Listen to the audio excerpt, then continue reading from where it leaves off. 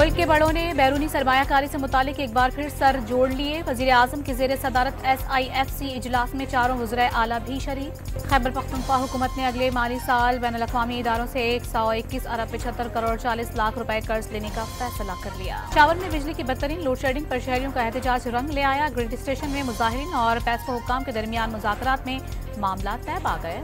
एक घर बिल ना दे तो पूरे मोहल्ले में लोड शेडिंग करना कहाँ का कानून है। वजीर बल्दियात सिंध ने कि इलेक्ट्रिक की पॉलिसीज पर सवालात उठा दिए। लोड शेडिंग का मसला हुकूमती कंट्रोल से बाहर करार। पंजाब के शहरियों के लिए अच्छी खबर। वजीर सेहत सलमान रफीक ने सूबे में सेहत कार्ड जल्द बेहतर अंदाज में जारी करने का इंदिया दे दिया।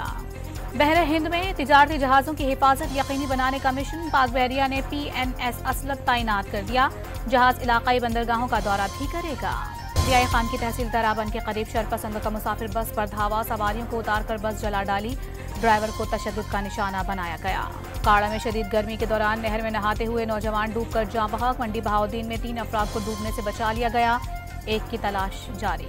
मुल्क भर में गर्मी ने कयामत ढा दी। मोइंजो डरो 51 डिग्री से मुल्क का गर्म तरीन इलाका बन गया।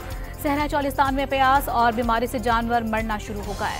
और पाकिस्तान और इंग्लैंड के दरमियान T20 सीरीज का दूसरा मैच आज शाम खेला जाएगा। पहला मैच लीड्स के मैदान पर बारिश की नजर हो गया था।